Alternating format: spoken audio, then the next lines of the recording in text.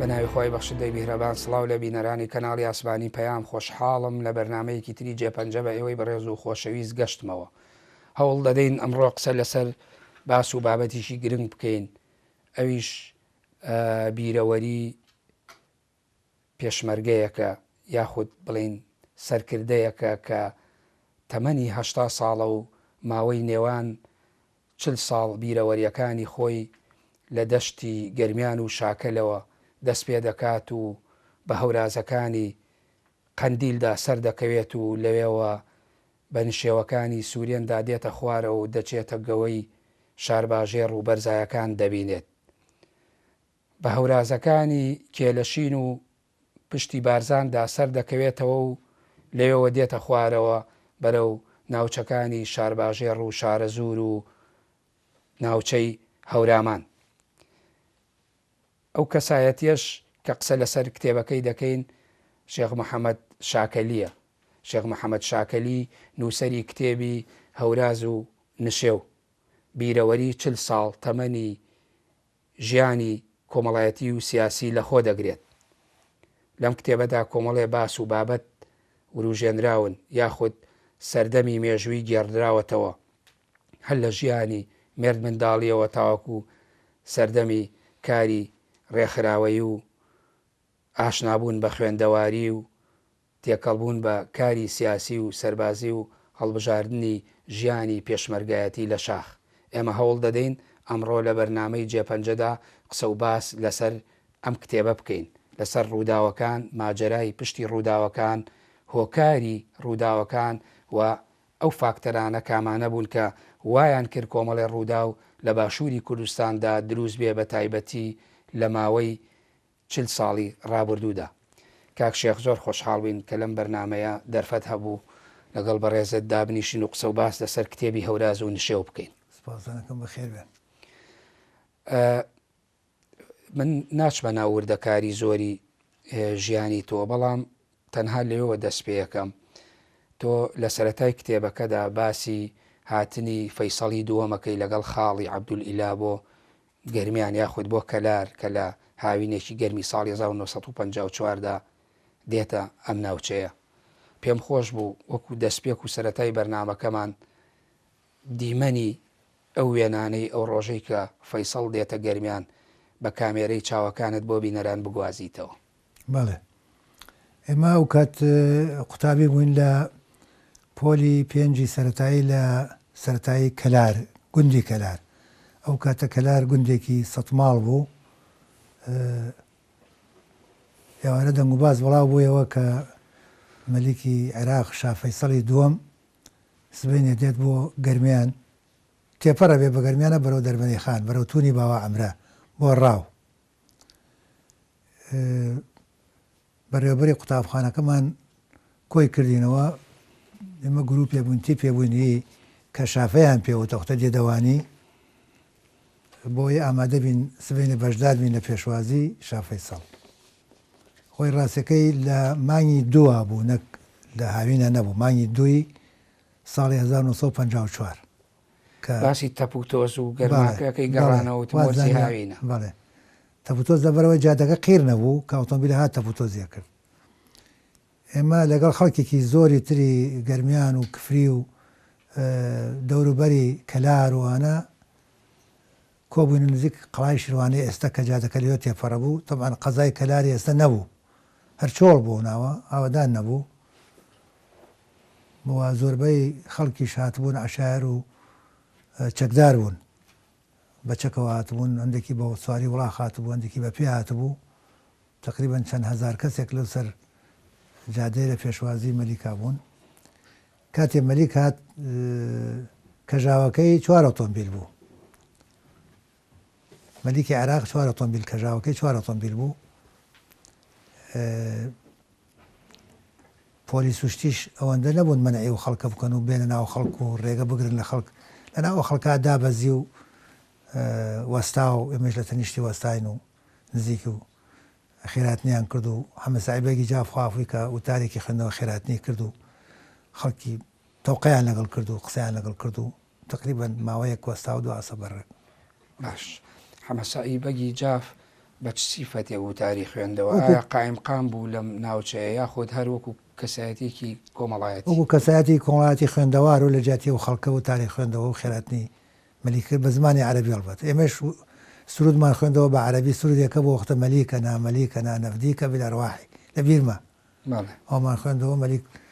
دەستخۆشی لێ کرد وتی عافیە. گەنجێکی قۆز و ڕێک و پێک و جوری ئەوەی لەبەر بوو. حرەس و قەرەباڵغ و بێنە و مەڕۆ و نازام چی نەبوو، هیچ زۆر عادیە. هات و دابەزی و سواری ئۆتۆمبیلەکەی بۆ ڕۆشت. بەڵێ یعنی تەنها بۆ ڕاو هات بۆ کوردستان؟ بەڵێ بۆ ڕاو هات بوو. بۆ بە دوواداچوونی کێشە و گرفتە ئیداری و کارگێڕەکان وەکو عوتڵەیەک هات بۆ ئیسراحەتەوە لەگەڵ چەند کەسێکە. باش، ئەو کاتانە تۆ چه هەستێکت بوو؟ یعنی تەمەنی تۆ 13 ساڵە، یعنی ئەگەر بکرێ بڵین ئەو کاتانە تۆ هەر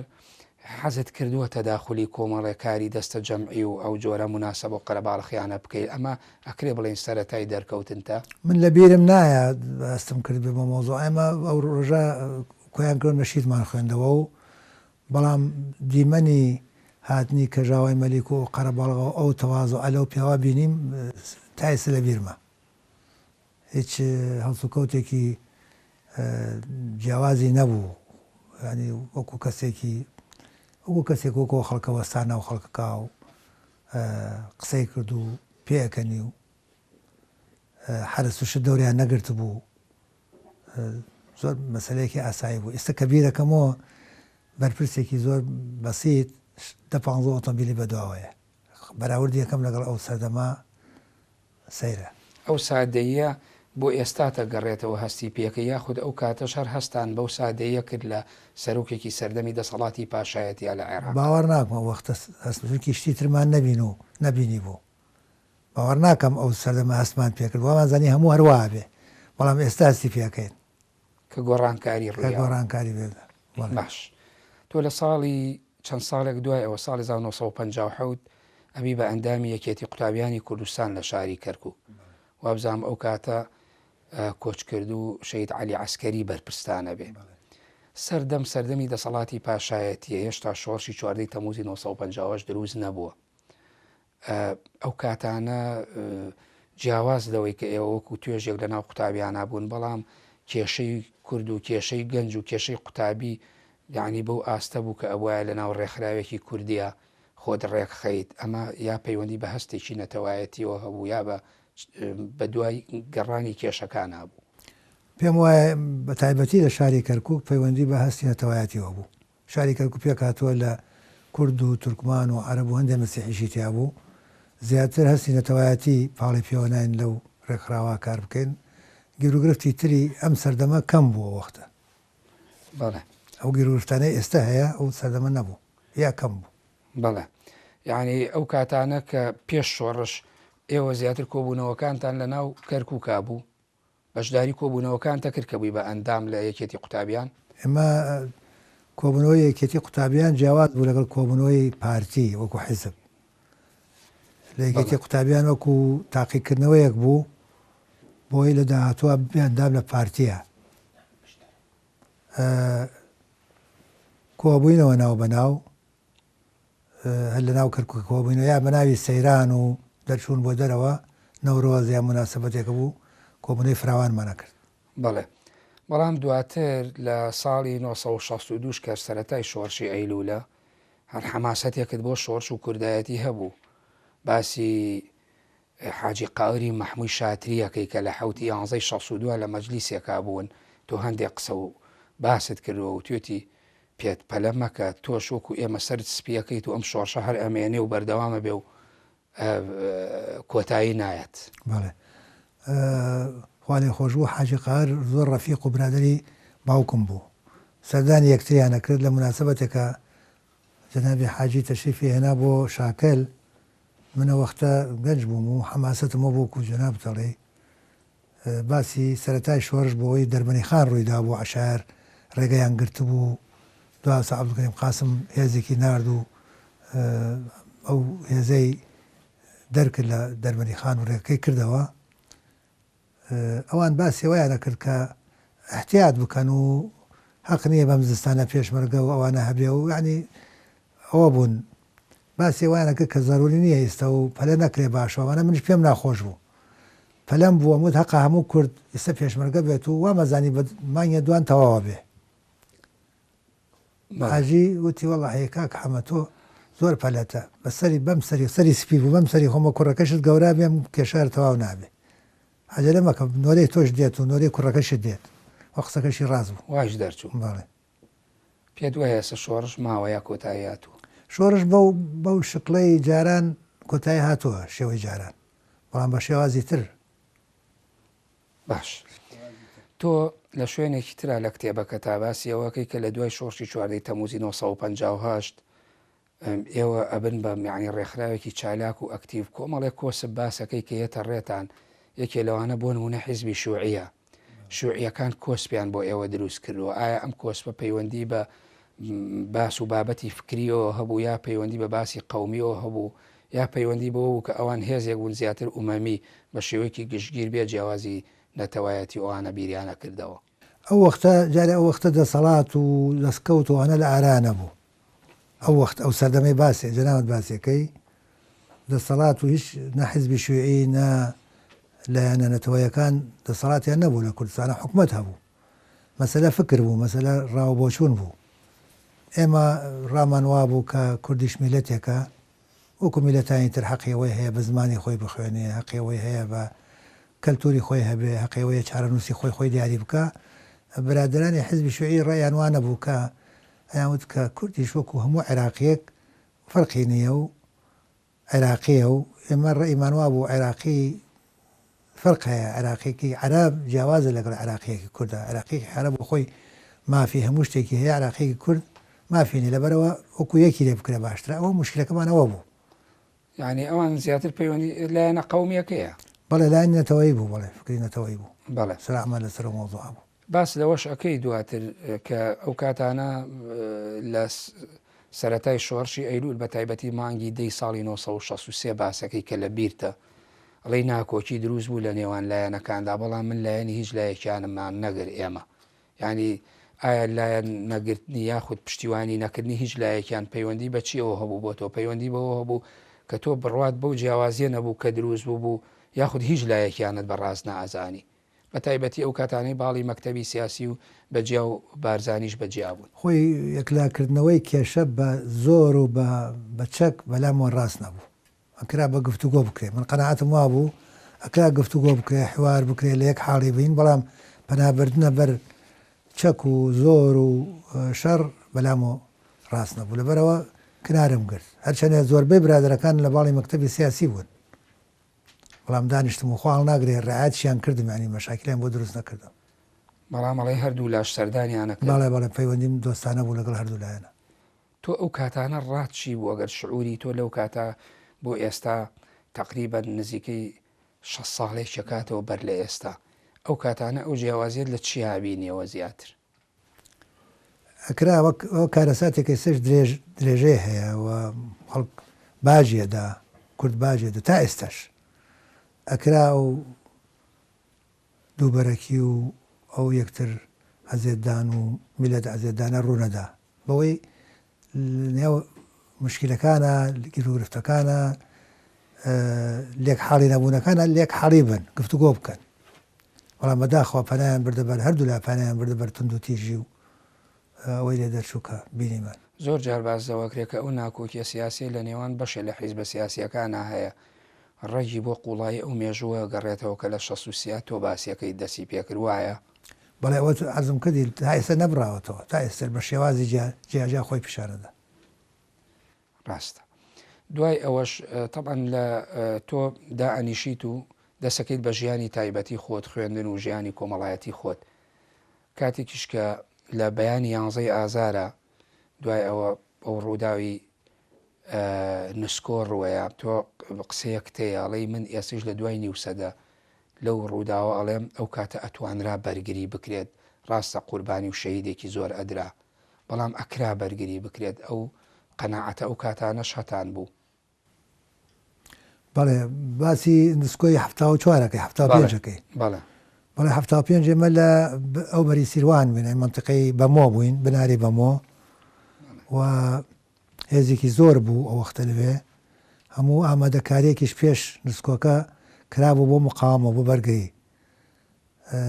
نووسیمە لە بیرۆرەکانمە ئێمە ئەو وەختە قەناعەتمان وا بوو کە ئەتوانین بەرگری بکەین بەڵام وامان نەزانی بە ئێمە ناکرێت چونکی گەنج بووین و وامان نەزانی خەڵکی خاوەن ئەزمون و شارەزا و ناسراوە توانێ ئەو شتە بکە ڕاستەکە ئیسا هەندێک لەو شایدانە ماون دوانی ئیسا لە بیرمە مەلا بەختیار و کاک مامۆستا جعفەر کە ئێمە لە مەحموود قەجەر بووین تقریبا 600-700 پێشمەرگە بووین هی منتقەی دووز و کفری و بەشێک لە چەمچەماڵ لەوێ کۆبوو بووینەوە شەوێک مامۆستا جعفەر هات سەردانی کردین وتی من لەلایەن مەلا بەختیار و کۆمەڵەوە نێردراوم ئێمە بەتەمایل مقاومە بکەین ئێوە هێزێکی زۆرتان لەلایە و ئەگەر بتوانێت قەناعەت بە مێزە بکەیت چاوەڕێ بکە تا گفتوگومان تەواو بێ و هاوکاریمان بکەن ئێمە وەڵاماندانەوە کە ئێمە کۆمەڵە نین بەڵام هەر کەسێ مقاومەکە هاوکاریەکەین و لە حەقەتە قەناعەتمان بە هێزەکە کرد کە 600-700 کەسە بوون کەس تەسلیم نەبێتەوە هەندێکی تەسلیمە بووە بە ئێران هەندێکی بە عێراق هەفتەیە چاوەڕێمان کرد کە جعفەری سەماوە مامۆستا جعفەر هاتەوتیەوە وعدی خۆتان بەسەر بدەمە هیچمان پێ ناکرێت بەبەسمەوەیە ئەو وەختە هێزی خەبات لە منتقەی تەوێڵۆ بیارە شار باژێر تا گاتە منتقەی قڵاتزە بناری بەمۆ زمناکۆ ئەمانە هەمووی هێزی تیا بوو و احتیاتیشی تیا بوو ئیزاعی ڕقم 2 هەبوو چەکوشتمان هەبوو هەموو شتێک هەبوو ئەکرا مقاومە بکرێت بەڵام بە باجێکی قرس و ماندووبوونێکی قرس نظامی عراقی سیستەمی عراقی شەوەندە بە قوت نەبوو بەڵام بەتر کەس مقاومەی نەکرد و ساڵێکی پێچ و تاواکو سەر لە نوێ دروست بوویەوە ئەمەی تۆڵی لە 6/1975 کە پەیمانی جەزائیرە بەسرێ بەڵام ئەوەی کە ئەڵەی مقاومە نەبوو ئایا مقاومەکە پەیوەندی بەوە هەبوو کە سەرکردە نەبوو هەروەک خۆشت باسیەکەیت یاخود بۆچی یعنی ئەوە کراکە خۆ بەدەستەوەدان هەبێ یادان بێدەنگکردنی چەکەکان بێت خۆی زۆربەی خەڵک ئیتیهامی سەرۆکی پارتی دیموکراتی کوردستان خوا لێ خۆشبوو مەلام سەفاکەنە کە ئەوتر دەستی هەڵگرت لە شۆڕشتر خەڵکی تر نەیتوانی بیکە ئەکرا خەڵکی تر بیکە هەر کەسێک لە ناو شۆڕشە بە پێی مەسئولەتی خۆی مەسئولەتی هەیە لە مۆزوع بەرپرسە ئەکرا خەڵکی تر مقاومە بکە من باسەکەم بۆ یعنی ئامرازی شۆڕشکردن لە منتیقەیەکی معینی کوردستانە هەبوو بەڵام کەس دەستی نەیکرد کۆبوونەوەشیان کرد لە پێنجێنەوەکو دوای باسییان بۆ کردم کۆمەڵە کۆبوونیان کرد فەرید عەبدولقادر شەعبی شێخ نووری کێ کۆبوونیان کرد بەڵام گەیشتنەوە قەناعەتە کە ناکرێ باشە پێشتر ئەو ململانەیە گەورە لەناو مەکتەبی سیاسی و پارتی دیموکراتی کوردستانە هەبوو بە تایبەتی ئەوی باڵی کە مامۆستا برایم ئەحمەد ڕابەرایەتیە کرد یعنی ئەمانە کە ئەو هەموو ڕەخنیان لە بارزانی هەبوو ئەو هەموو ناکۆچی هەبوو چۆن نەیانتوانی ئەمە بکەنە دەرفەت و ڕێگە بگرن لەو خەڵکە چکاتەوە لە کتێبەکەشا باسیەکەی ئەڵەی لایەنگری خۆ بەدەستەوە نەدان و بەرگری زۆر بوو بەڵام سەرکردە نەبوو بۆچی ئەوان ئەمەیان نەکرای نەیانتوانی ئەم دەرفەتە بقۆزنەوە خۆی ساڵێکی پێچ و تاواکو خەڵکەکە خۆی ئامادە کرد و دەستیان پێ کردەوە ئەو ساڵش نظامی عێراقی بەعس گەلێشتی گرنگی کرد جادەی کرد یەئس و ناومێدی بڵاو کردەوە خەڵکی کڕی وەزێکی خراپی دروست کرد ئەو ساڵە لە عمری شۆڕش و لە عمری پێشکەوتنی بزوتنەوەی نەتەوایەتی کورد سەرف بوو نەکرایە ڕاستەکەی من قەناعەتم وایە و ئێستاشەوە قەناعەتم هەیە ئەگەر سەرکردەیە گرروپێکە وەختە ئیسفادەیان لەو فرسەدە بکردایە گەلێشت ڕووی نادا و شۆڕشی درێژەی پێدرا بەڵام ئەو کاتانە خۆتەزانی بارزانی کاریگەریەکی ڕۆحی بەسەر شۆڕش و بەسەر پێشمەرگە و خەڵکی کوردستانە و بە بڕای تۆ ئەو سۆز و عاتیفەیە نەبوو کە بارزانی بۆ خۆی تر بڕیاریە زانی شکارەکە گەشتۆتە بنبەس بۆیە خەڵکەکەش بە دوایە ناومێت بوون بە تاکید کاریگەری ئەوە هەبوو بەڵام لەگەڵ ئەوەش کورد لە مەیانی مان و نەمانە بوو ئەکرا مقاومە بکەێ کاریگەری هەبوو کارێزمای مەرحومی مەلام سەفا تەسیری زۆر گەورەی هەبوو بەڵام لەگەڵەوەشە کە ئەو قەناعەتی وابوو کە مەسەلەکە زۆر قورسەکەوێ خەڵکی تر کە دوای ڕخنیان لێگرت با ئەوان بیان کردایە بە خەڵکی تر بکردایە تۆم ڕخنانە لەوەش ئەگری کە لە ناو کتێبەکەڵی خەڵک هەبوو بە سەرکردە نەبوو بێسەر بوون ئێمە بۆ خۆمانەمانتوانی خەریکی من بڵام وەمان نەزانی بەم ئێمە ناکرێ ئەقڵی ئێسەمە بۆیەمان کرد وەمان نەزانانی ئێمە گەنجین و خەڵک دومان ناکەوێ و ناکرێت بێمەوە بەکشی دواسا کرا دوای ساڵێک دەست پێ چەند مانگی دوایەوە شۆڕش دەست پێ کردەوە لە حوزەیرانی ساڵی 1976 تۆ پەیوەندیەکەیتەوە بە بزوتنەوەی سۆسیالیستیەوە ئەو کاتانە کە خۆت ئەزانی شۆڕش کۆتایی پێهات بوو پێشتر وە ئێستا باسمان کرد شۆڕشی ئەیلول دووچاری هەرس بوو تۆ خۆ یەکێتی نیشتیمانی کوردستانیش دروست بوو دامەزرا یعنی لە ڕووی فکریەوە هۆکار چی بوو و لە ڕووی سیاسیەوە بزوتنەوەی سۆسیالیستیت هەڵبژار لەگەڵ ئەو بزوتنەوەیە دەست بەکاری سیاسی کرد من ڕاستی لە ڕووی پەیوەندیەوە لەگەڵ برادرانی ئەوانەی کە یەکێتیان دامەزران لە لەوانەوە نزیک بووم وەکو برادر و وەکو ڕابردوو زۆربەی ڕەفیقم بوون لە باڵی مەکتەبی سیاسیوانە ڕەفیقم بوون بەڵام بیرۆکەی بزوتنەوەی سۆسیالیزم کە کورد بەدەست باڵی مەلای و جەلالیوە تاڵاوی چەشتە بوو گەشتمونە قەناعەت ئەو مەجموعە خەڵکە کە ئێمە شتێکی جیاواز دروست بکەین یعنی ئەکرێ بڵێن ئەوە چارەسەری نێوان ئەوە یاخود نیگەرانی بوو لە دوو باڵی مەلای و جەلالی نیگەرانی نا بەڵام ئەوە دوو تەجروبەیەکی سەرکەوتوو نەبوو ویسمان تەجروبەیەکی تر دروست بکەین بتوانێت ئەو ئاسەواری ئەو پردبوون و ئەو گیرۆگرفتانە کە دروست بوو ناو کۆمەلگای کوردیە ناو شۆڕشە کەم کاتۆیان نەهێڵێ و ئەوە یەکێک لە ئەوە کاگرا دووەم من علاقە و دۆستایەتیم هەبوو لەگەڵ مەرحومی ساڵح یوسفی پێشترم ناسی کە ڕابەری بزوتنەوەکە بوو ئەویش قەناعەتی وا بۆ ئەو خەتە دروست بکە هەروە لەگەڵ مەجموعەیەکی تر لە ناو بزوتنەوەی سۆسیالیست وەکو کاک عەلی عەسکەری و ڕەسوڵ مامەند دۆستایەتی کۆنمە بۆەوەش تەسیری هەبوو بەڵێ تەوەریەکە یعنوسیوە یعنی من وتم لەوانەیە کاریگەریەوە بێ پێشتیش لە یەکێتی قوتابیان شەید عەلی عەسکەری بەرپرست بۆ لەوانەیە لەژێر کاریگەری هاوڕێیەتی ئەوە بەڵێ علاقەی هەیە مۆزوعانەوە هاوڕێتیشم هەبوو خۆ لە لای ناو یەکێتی نیشتیمانی کوردستان بەڵام ئەو فکرەیە کە دوور نەبوو بە قەناعەتم تەسەوڕمە کرد دووبارە جەلالی مەلایەکە زیندوو بێتەوە کە بەداخەوە بە شێوەیەک لە شێوەکان زیندوو بوویەوە ئەی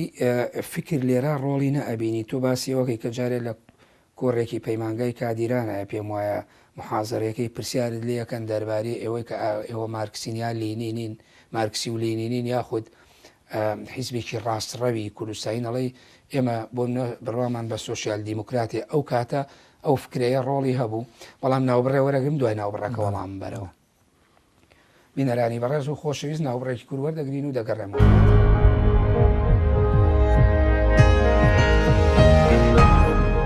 دووبارە سڵاوتان لێبێت کاک شێخبەر لە ناوبڕەکە پرسیاری لایانی فکریم کرد کە تۆ لە حوزەیرانی خۆت ئەڵێ حوزەیرانی 75 کە پەیوەندیەکەی بە بزوتنەوەی سۆسیالیستی و کاتانە سەیدا ساڵح یوسفی سکرتێری ڕێکخراوەکە بێت و نزیک و هاوڕێ بوون تا چەند فکر سەنتەر بوو یا ڕۆڵی بینی لەوەی کە تۆ پەیوەندی بەم بزوتنەوەیەوە بکەیت خۆی حقیقەتێک هەیە بێ باسی کەم ئێستا بزوتنەوەی سۆسیالیست ئەوەندە ماوەی نەبوو کاتی نەبوو دانیشن قیادەکانی دانیشن پێکەوە ئاڵوگۆڕی بیرروڕا بکەن لە ڕووی فکرەوە لێرە لە گەرمیان ئەڵێن تەتەڵەوە بێژنگی بکەن ینی تاوتێ بکەن فکری خۆیان زۆر وازح و ڕوون بکەن بەڵام بە شێوەیەکی گشتی فکری بزوتنەوەی سۆسیال فکری سۆسیال دیموکرات بوو ڕاستڕەو نەبوو سۆسیال دیموکراتی ئەو کاتە ئەو سەردەما هەفتاکان و کۆتایی هەفتاکان و سەرەتای هەشتاکان لای چەپەکان بە ڕاستڕەوە زانرا ئێستا نەبوو ینی کە بوو تا سۆسیال دیموکراتم ئەوت ڕاستڕەون حزبی سۆسیالیست حزبێکی لە ئەساسە کە دامەزرا حزبێکی مارکسی لینینی نەبوو ئەوە کەمکردنەوە نییە لە قەدر و لە ئەهمیەتی مارکسێتی لینینی بەڵام ئێمە کە دامەزراین وەکو سۆسیال دیموکرات دامەزین چونکی حزبی تر هەبوو کۆمەڵی ڕێژدەران هەبوو کەەوە مارکسی بوو حزبی حزبی شوێعی مارکسی بوو ئەنی هیچ حکومەتێک نییە مارکسیەکی تری زافە بکرێت بۆ ئەحزابی ناو شۆڕشی کودایەتی لەبەرەوە حزبی ئەمە حزبێکی مارکسی بەڵام کۆمەڵی قیادەتان تیا بەڵام قیادەمان تیا بوو کە ئێمە چوینە شاخ پاش چەند ساڵێک سیرەکەین حزبەکە خۆیان نەناسێن بەکو حزبی مارکسی لینی لە کاتێکە نامەیەکی دەستخەتی کاک ساڵح هەیە وەکو مرشید و ڕابەری بزوتنەوەکە ئێمە تەماشامان کردووە وەختی لە بەغا بوو خوێندومەتەوە من ناردم بۆ برادران لەو نامە ئەڵێ ئێمە حزبی مارکسی نین دێمە سەر باسی ئەو نامەیە بەڵام ئێوە ئەو کاتانە کە تۆبی بە بزوتنەوەی سۆسیالیستی هیچت خوێند بووە لەسەر فکری سۆسیال دیموکرات یعنی لە ڕووی تیۆریەوە شارەزایی ئەفکاریان هەبوویت ڕاستەکەی زۆرم نەخوێندبووە شتێک مەزانی لێ وەکو بەدیلێک لە ئەوروپا بەکارهێنرێنەوە عەدالەتی ئیجتیماعی دابین نەکات و بەلای منەوە بەلای ڕەفیقەکان ئەوە چارەسەرە بۆ کێشەی سیاسی کێشەی کۆمەڵایەتی کێشەی کۆمەلگای کوردەواری وامان تەسەوەر کردە وەخت ئەوە چارەسەرەکەی گونجاوترە لە چارەسەری مارکسیانە ئەمە نەک بۆ تۆ هەر بۆ قیادەکانی بزوتنەوەی سۆسیالیستیش ئایا ئەمە لەلایەن گەڵاڵە بوو ڕنگدانەوە هەبێ لە پەیڕەوی ناوخۆی حیزبە لە ڕووی تیۆری زەکردنی فکرەوە ئیش لەسەر ئەمە بکەن یاخود ئەمە تۆ تەنها وەکو خۆت باسەکەی کە نمونەی شەید عەلی عەسکەری و سەیدا ساڵح یوسفی دێنایەوە کە هاوڕێ و برادەرت بوون و پێشتر لە یەکێتی قوتابیانە لە عەلی عەسکەریەوە نزیک بوویت و بەرپرسان بووە یعنی جیاواز لە هاوڕێیەتەکەەوە تۆ ئەوە بەڵام ئایا ئەمە بۆ کۆی سەرکردایەتی بزوتنەوەکە ڕاستە لەوانەیە کۆی نەبێ لەوانێ بەڵام زۆرینەی سەرکردایەتی پێشەوە بشنە شاخ ئەم بیرۆکەیارە بوو پێشەوە بشنە شاخ بەڵام لە شا گۆڕانکاری بەسەرهات ئێمە تقریبان لە ساڵی 76ەوە تاوەکو 83 من چوومە شاخ چەند ساڵەکە حوت ساڵەکە لە نزیکۆ یەکتریمان نابینی بە نامەوانە یەکتریمان نبینی ئەگەمانە یەکترە بوو لەوانەیە گۆڕانکاری بەسەر هات بێ بەڵام زۆرینەی سەرکردایەتی عینی بیرواردێن بەڵێ ئەو مێژووە تەواوە تۆ حوزەیرانی 75 جەڵە یا 76 چکە هەموو چەند مانگێکە دوای هەرس 76 لە کتێبەکە 75 نووسراوە بەڵێ ئێوە بنەماڵەیەکن وەکو خۆشت باسیەکەی ئەهلی تەریقەت بن و متەمەسیک بوون بە تەریقەتی نەقشبەندی و حەزرەتی شێخ عوسمان نەقشبەندی خوا لێی خۆش بێت چەند جار سەردانی کردوون و هاتووەتە ناوچەکەتان و بۆ ماڵەوە بۆ دیوەخان و بۆ لای باوکت ئەمەی کە هەتان بۆ ئەم بیر و باوەڕە ئاینیە لە ئاستی کۆمەڵایەتیە ئایا تێگیرانی لە ئاستە فکری و سیاسیەکە بۆ ئێوە دروست نەئەکرد خۆ نمونە زۆرە کاکارە مەسەلا تۆ بەعادی نووری لە عایلەیەکی ئاینین عایلەیەکی ئاینی معروف لە قەرەدا بەڵام پرسیارە بۆ ئەوش ڕاست بەڵێ مەلا ئەحمەی بانی خەرانی مەلا قاری سۆفیەکێ لە مەلا بەناوبانگەکانی منتیقەی باشوور بووە ئەمانە کەچی مارکسی و چەپ دەرچوون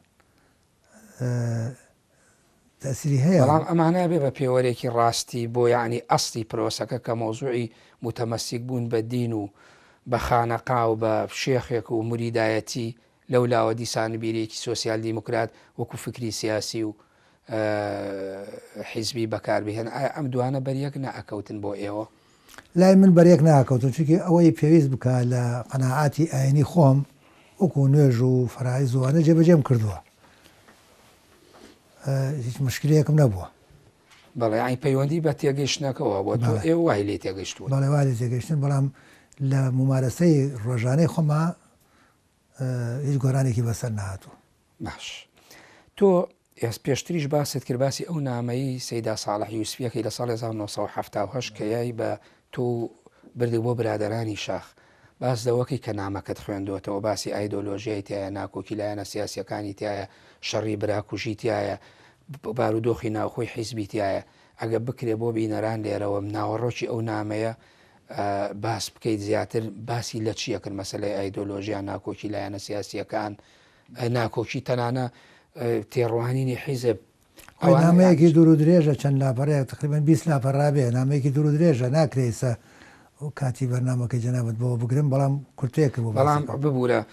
حەزەکەم یعنی باسی ئەو بکەی چۆن متمانەی بە تۆ کرد نامەکەی تێ چۆن بردت لە کۆ بردە تەسیبی کێت کرد ئەگەر ئەوە باس بکەیت ئێمە اتفاقمان هەبوو ڕێکەوتنمان هەبوو مانگی جارێک من کە سەیدە ساڵح مەمینی لە بەغدا فترەیە من دوور خراوە بووم لە جنوب لە دیوانێ بووم دوور خرابوومەوە لە دیوانەوە هاتمە بەغدا لەوێ مانگی جارێ مەوعیدمانە بوو تەبعاً تەرتیبی ئەومانە کرد کە بزانین ماڵیان مراقەبە کەس لە دەوروبەری هەیە یان نییە اینجا ڕۆیشتم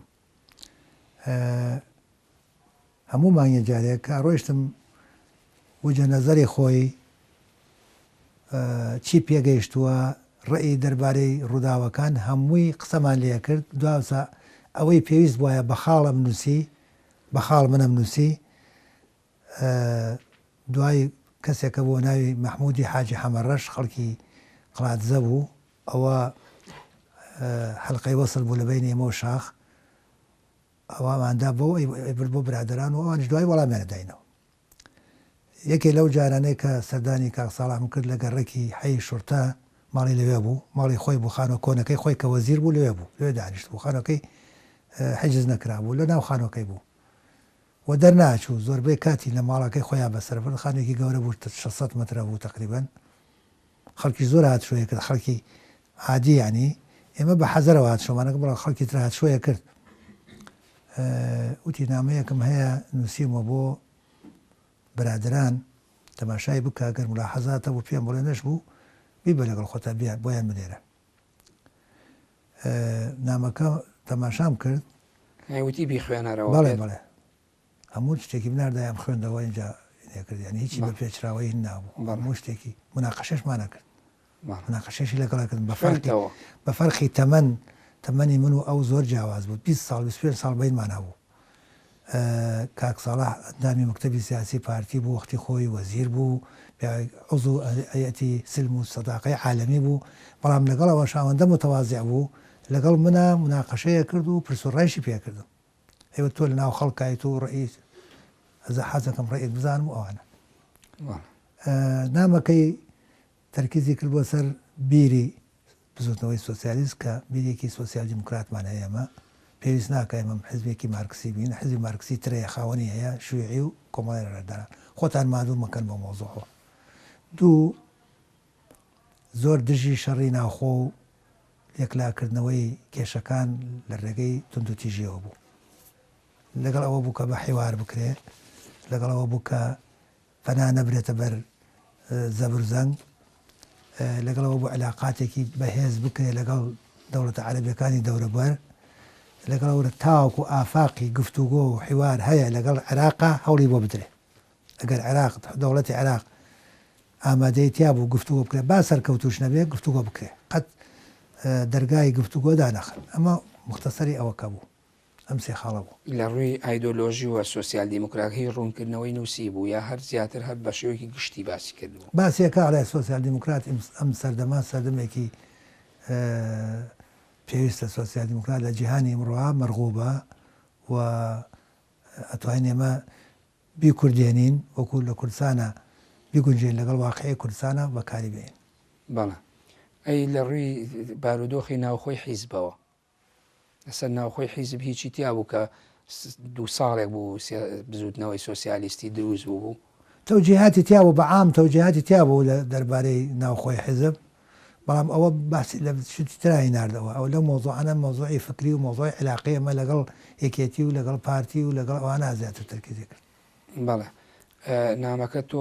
تەسلیمی شێ کرد من نامەکە کە هاتمە سلێمانی ئینمان بوو خەتمانە بوو خەتی پەیوەندیمانە بوو خەبەرمان نرد بوو ئەو وەختە تەلەفۆنشن نەبوو تەلەفۆنی ئەرزی هەبوو کاک مەحموود هات و دامە کاک مەحموودی حاجی حەمەڕەش ئەوە هەر بەریدمان ئەوەی هێناوای برد بۆ ئۆتۆمبیلی خۆی بەریدمانە هات ئەوان بڵاوکراوانە هێنا دوایی کاری پێکرا بوو نامەکە ینی ئیشی پێکرا ناوەڵا نامەکەیان هەڵگرت بوو لە ئەرشیفە نامەکە دوایی لە شەڕی ئێمە و یەکێتی نیشتمانی شەڕی پشتاشانی پێوتەیە کە خۆی شەڕی عاشقولکەیە لە حەقەتە ئەو نامەیان دەستکەوت بوو کە من چوون بۆ سەردانی مامجال خوافوی کە ساڵی 86 وتی نامەکەی ساڵیسمان لێکەوتۆ چاپیشمان کردن سەیەکدە دەمێ ئیسفادەشمان لێ کردویان بە نامیلکە کردوان بە نامیلکە بڵێ بەڵێ تۆ لە بەش لە شوێنێکی کتێبەکە لاپەڕە 74 باسی فەرهاد شاکەلی نووسەر و ئەکادیمی و شاعیر وەکو ناونیشان هاتووە عوسمانی حاجی مەحموود و پێشمەرگەی بوێر و سیاسەتمەدار بەڵام ناوەڕۆکی وام نەبینی لە ناو کتێبەکە ئەوە چییە لەوێ هاتووە؟ ئەوانە دەرسم پێوتون من مامۆسا بووم چەند ساڵێک مامۆسا بووم لە ناحەیە سەرقڵای ئەمە نزیکە لە ئێمانەوە تقریبان چەند کیلۆمەترێک لێرەوە دوورە وەکو نمونەی ئەو قوتابیانەی کە خەڵکی ئەم منتیقە بوون و پێشکەوتون ناسراون عوسمانی حاجی مەحموود کاک فەرهاد شاکەلی حاکمێک خەڵکی دێی کارێز حەمە ساڵح تۆفیقی متەرجم و نووسەر و ئەدیب ئەمانە وەکو نمونەی ئەو قوتابیان لادیانەی کە من دەرسم پێوتون و بواریان هەبوو بخوێن و پێشکەون ئەوانی تر بواریان نەبوو بخۆیان نەیانتوانی خوێندن تاواکەن وەکو نمونە هێناومەتەوەوانە. بەڵێ بە بڕوای تۆ ئەگەر ئەو ناکۆچیە نەبوایە کە دروزووە نسکۆ نەبوایە ئەو هەموو بزوتنەوە باڵ و خەتە دروست ئەبوو یا لە دوایە کە بوون بە حیزبی سیاسی لە ناوەڕاستی هەفتاکانی سەدەی پێشوو بەدواوە بەم شێوەی بەو شێوەیە کە بینیمان دروست نابوو لەوانەیە دروست بێت حکمی گۆڕانکاری کۆمەلگایە دروستە بێ بەڵام بەو شێوەی کە لە ناکاو پاش هەرس و سەر لە نێرچوونە شاخ ئەنوا ئەفکار و ئەنواشە دروست بوو بە شێوە دروست نابوو بە پەلە هەمووی دروست بوو کچ و کاڵیش بوو جارێت نەگەیشت بوو منافەسەی زۆر بوو تاقیکردنەوە و ئەزمموی زۆر نەبوو ئەوی لێ پێیا بوو کە بینیمان وابزانام خۆ ئێوە هەوڵێکیش هەبوو تۆ باسی کۆبوونەوەیەکەی بەر لەوەی کە هەرس بێت کۆبوونەوەیەکی باڵەکانی ناو پارتی لە 12 ساڵی 1970 کاکرێ تۆڵی خەڵکێکی زۆر هەبووە شایان بێ بەشداری لەو کۆبوونەوەیە بکە بەڵام ئێمەمانان بەشداریمان کرد باز لەوەکەی کاڵی علی عسکەری و پرسیارم لێ کردوتی ئەم کۆبوونەوەی پێویستی بە خەڵکی میانە ڕە و نەرمی وەک ئێوە هەیەوە خەڵکێکەیە کە زیاتر تەبەنی لە ئاشتی و یەکگرتنەوە بکە ئەوە چۆن بۆ کۆبوونەوەیە بەڵێ ئەوە گەڕینەوە بۆ پێشتر ئەوە کاتێک کە بەیانی 11 ئازار مۆر کرا لە نێوان قیادەی پارتی و حکوومەتی عێراق باڵی مەکتەبی سیاسی وەزێکی ناتەبیعیان هەبوو چونکی دەسەڵات و قودرەت هەمووی کەوتە لای باڵی مەرحومی بەرزانی بەڵام خەڵکی ئاشتی خواز و ئەوانە کەوت نەبین و حکمەتی مەلام سەفاش دەوری بینی ئەو بەکار نێنە بۆ تۆڵە سندەوانە بەڵکو بۆ ئاشت بوونەوە و ڕێکەوتن هەردوو باڵەکە ڕێکەوتن لەو ڕێکەوتنای ئەمەیان بان کرد وەکو نوێنەری ئەم منتیقەیە بانیان کردن چەند کەسێک من یەکێکون لەوانە کە کۆبوونەوەکان بەوە کۆتای هات باڵی مەکتەبی سیاسی تێکڵاو بوو لەگەڵ باڵی پارتی بە نسبەتێک لە لەق و ناوچەکانە نوێنیاندانا و ڕێکەوتن و شەڕ کۆتای پێات ناکۆکیەکان کۆتای پێات. بەڵێ بەڵام بۆچی بە ئێوەیەوت علی عسکەری ئێوەی پێویستە تۆ لەوچی خەڵکێکی تر بە شایستە زانی من خەڵکێکی ترم بە شایستا زانین زۆر ماندوو بوون لە ناو باڵی مەکتەبی سیاسیە پێشمەرگە بوون هیلاک بوون کە چێوانیان بانگ نەکرد بوو لێم پرسیوتم بۆ ئەوانتان بانگ نەکردووە وتی ئەوانی سەردەمی شەڕ بوونە دەموچایەکن لەوانەیە بۆ ئاشتی مەرغوب نەبنی ئەوە مەرغوبن بۆ ئاشتی ئاشتی دیار بوون لە منتیقە ئێمە ئاشتیمانەوێ ئێستا فترەی ئاشتی ئێستا خەڵکی خوێندەوار و ئاشتیمانەوێ و ئێسێوە بۆیە ئێوەمان بانگ کردووە ئەمە هەر بۆ زیاتر بەهێزکردنی بابەتەکە گەڕامەوە بۆ پێش نسکۆگینا من بە بەردەوامی ئەڕۆم لە دوای ئەوەی تۆ چتە ناو بزوتنەوەی سۆسیالیستی دوای ئەوەی تۆی تر بڕیارە دەیت وە چتە دەرەوە چنە شاخ تایبەتی لە قەندیل بازە ڕووداوێکەکەی کە بۆ منە ڕۆژێک مەهدی بەهادۆریان کە نوێنەری منتەزیری بووە پێم وابێ دێتە لاتان سەردانتانەکە بۆچی ئێوە زەرورون بە سەردانی ئەو لە چەند شوێنێک کاڵی خاڵە حاجی توانی وی قەنەعەتی پێ بکە یعنی چکە زۆر هینەکەی لەواڵی لە ناو ئەو لەو کاتێک کە هاتبوو زۆر تەئکیدی لەسەر بیر و باوەڕمانە کردەوە پەیوەندی بە چیەوە بوو باسی بیر و باوەڕێک لەگەڵێەوە خۆی جمهوری ئیسلامی کە دروست بوو بیر و باوەڕی ئیسلامی هەبوو ئێمەش ناومان سۆسیالیست بوو سۆسیالیست حتمما سرنجی ڕاکێشان و بزان ئەم سۆسیالیستە چییە کە سۆسیالیست بوو ینی لە ڕووی ئاینیوە علامەتی استیفهامی لەسەرە لەبەرەوە ئەو پرسیاریان لە خاڵە حاجی کردبوو خاڵە حاجیش قەنەعەتی بە بەهادۆران کرد و بەهادۆران پیاوێکی ئاخۆن نەبوو بەڵام زۆر ڕێزی لێ گیرا لایەن سەرانی دەسەڵاتداری جمهوری ئیسلامیەوە چونکی دیارە پیاوێکی دەوڵەمەند بۆ یارمەتی داون لە وەختی بربەرەکانیان لەگەڵ نظامی شاه احترامیان نەکرد پرسیاری کرد بۆ ئێش قەنەعەتی پێ کرد بوو کە ئەم سۆسیالیستە سۆسیالیستێکی ئیسلامیە بۆ خۆی ئەو ئیجتیهادی کرد بوو ئێمە سۆسیالیستی ئیسلامی نەبوون لە ڕاستیە وتبوی ئەم سۆسیالیستە سۆسیالیستێکی ئیسلامیە و سەرکردەکانمان شێخ و حاجی و مەلا و ئەوانە قەناعەتی پێ کرد بوو ئەویش بەو قەناعەتە بۆی هاوکاریمان بکە ئەیتوانی هاوکاریمان بکەوە سەردانێکی بۆ دروست کرد بوو بەو قەندیلا بەو عمرێکی گەورەی هەبووە 6 ساڵە بوو هات ڕۆژێ دوان میوانمان بووە و نوێژێکی جەماعەتمان پێکەوە کردو. باش بۆچی خاڵە حاجی هەر لەبەر هاوکاریکردن ئەو ئیلحاحی لێ کرد بوو کەوتوی مسلمانین و هەمووی شێخزادە و مەلازادە و سەیزادە بێگومان لەبەر هاوکاریکردن ئەی چۆن وەختە هیچ ئیمکانیاتێک نەبوو. باش ئیمکانیاتی جمهوری ئیسلامی دەوری هەبوو لەوەی تۆ بتوانانی بژیر گەشە بکەی بە وەزی خۆت ئیمکانیاتی بەشەری ئیمکانیاتی عسکەری ئیمکانیاتی مادی هەمووی. باش ئەی کاتێ باسی نوێژەکەت گراڵی کە نوێژەکەمان کرد طبعا ئەو هین بوو بۆ خۆی ئەوان شیعە بوون لە جعفەری بوون ئەڵێ وتی ئێوەش شافعین دوایی ڕەسوڵ مامەند پێشنیار بۆ تۆکە کە تۆ بتانی ئەو مۆزوع ڕێک بخەی چۆن ئەوە ڕێک خست ئەوە هەر تاقیکردنەوەی بەهادۆران بۆ بزانێت قسەکانی خاڵە حاجی چەندی ڕاستە ئایا جەماعەتە نوێژەکەن لێزانن چی پێوت بەهادۆران کە نوێژەکە تەواو بوو پێخۆش بوو بەهادۆر ئاگای لێ نەبوو مەجموعەیەک نوێژەکان شارەزانین بەسەوەی ریزی پشتی بەهادۆران نوێژەکە نوێژی جەماعەتی باش کراوە ئەوش لەگەڵمان نوێژی کردو. یعنی هەرویستی نوێشتان پێ بکە بۆ هەرویستی بزانین نوێژەکەن ئەزان نوێژ بکەن ئایا خەڵە حاجی ڕاستەکە ئاڵێمانە حزبێکی سۆسیالیستی ئیسلامینیاننا وا پێچوو وە قەناعەتیشی کردبوو ترکی دوای یارمەتی بۆ ناردین مەجموعەیە باش پاڵتۆی گەرمی زستانی بۆ ناردین ئازوقەی بۆ ناردین شتی زۆر بۆ ناردین. ڕاستە تۆ هەر ئەو کاتێک کە لە دەرەوەیت بازەوە ئەەکەی کە ئەڵێ ئەو ماوەی کە لە دەرەوە بووم ئەوم بۆ دەرکەوت کە سەرکردەکان مای ناتەبایی نێوان لایەنە سیاسیەکان بوون. بۆچی سەرکردەکان ئەمەیانە کرد؟ ئایا بەرژەوەندی شەخصی بوو تێگەیشتنی عەقڵی کەلتوری و خێڵی و خێزانی و بنەماڵەیی بوو یا لێک حاڵی نەبوون بوو یا نەبوونی هۆشیاری سیاسی بوو چی بوو لەمانە؟ حاڵی نەبوون و نەبوونی هۆشیاری سیاسی نەبوو ئەو دوانەکەی تر بوو کە جەنابەت باسیەکەی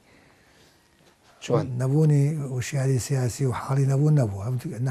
حاڵیش بوون و وشیاری سیاسیشیان نەبوو سەرکردەکان بەڵام بۆ کۆکردنەوەی هێز و توانا و بتوان شتی خۆیان فەرزکەن ئەو مەجموعە خەڵکیان دەوری خۆیان کۆ کردەوە ئەوانش زۆر متیع بوون بۆ ئەوی نانەوە هەر سەرکردەیەک مەجموعەیەک دەروێشی دەوری خۆی کۆ کردبووە دەروێشی متعەسب دەوری خۆی کۆ کرد هەرچی بوو تایە تر یاودەوە مسلەم ڕاستە و تەواوە ئەوی تر غەڵەتە کەس قسەی ئەوی تری قوبڵ ناکرد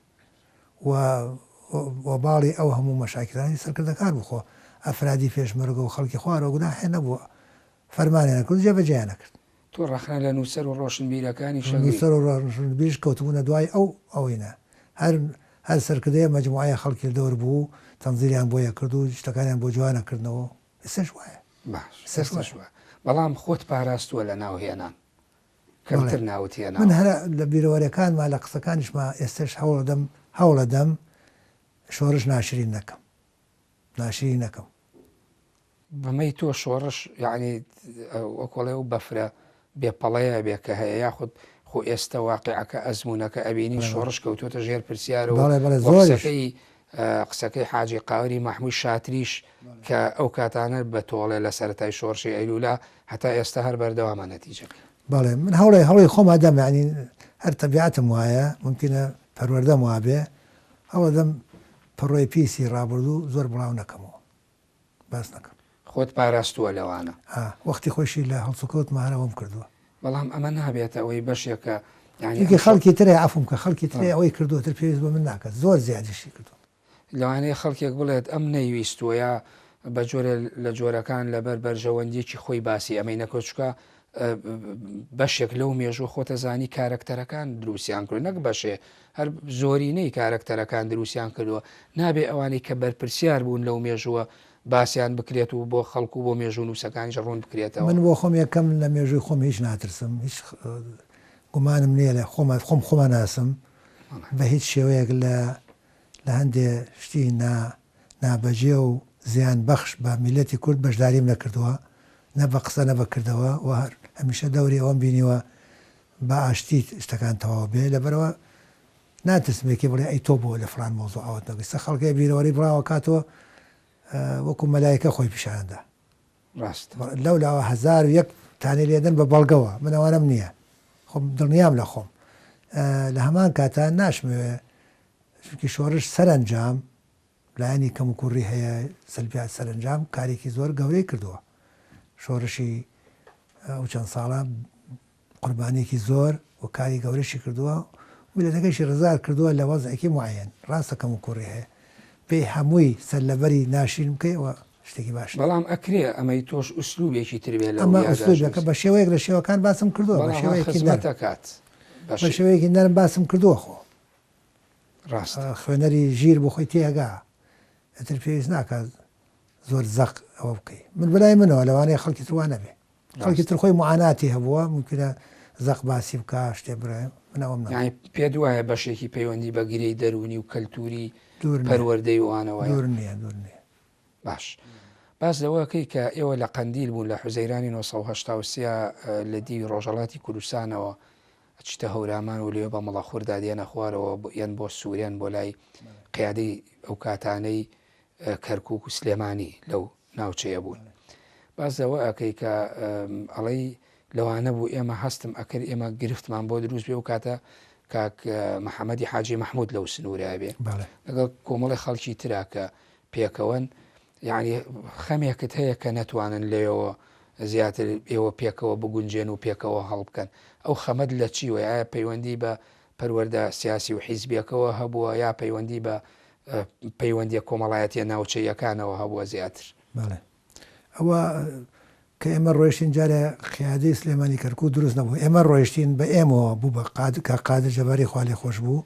من کاک حەما بەرسێکمان بووین بە قیادەی سلێمانی کەرکووک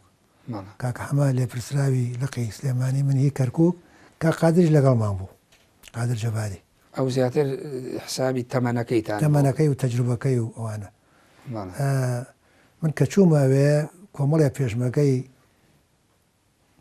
کۆمەڵی پێشمەکەی شارەزا و ئازا و چاونەترسی لێبوو شارەزای منتیقەکە بوون دەسۆشێن بوون بەڕاستی بەڵام دسپلینیان وەکو پێویست نەبوو کە ئەچوون بۆ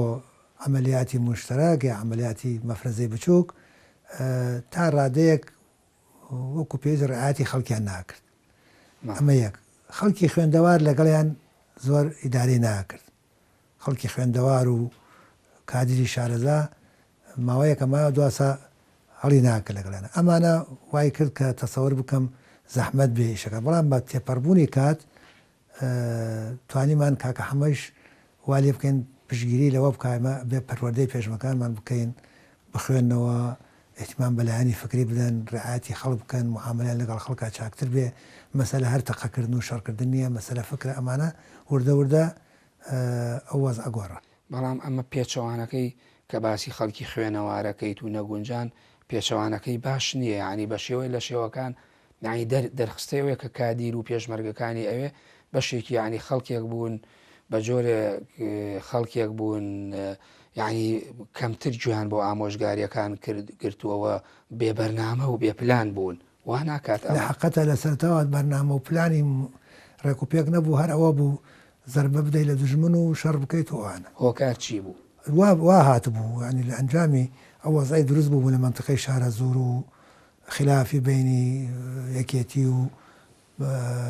سۆسیالیست و پارتی و خەلفیاتی کاکە هەمە بۆ خۆی کە وەختی خۆی کێشە و گیر و گرفتی هەبووە لەگەڵ برادرانی یەکێتی کۆن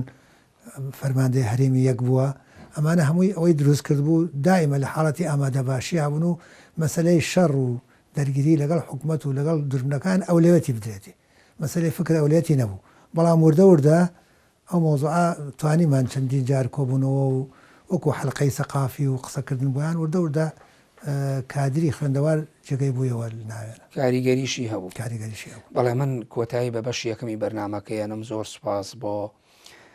بەڕێزکە شێخ محەممەد شاکەلی سیاسەتمەدار سپاس دەکەم کە لەم بەرنمەیە ئامادە بوویت بەڵێ بینەرانی بەڕێز و خۆشەویست بەم شێوەیاتمە کۆتایی بەشی یەکەمی بەرنمەی جێپەنجە تا بەرنمەیەکی تر بەخۆی گەورە و میهرەبانتان دەسپێرم کاتێکی خۆش بۆ هەموو لایەن.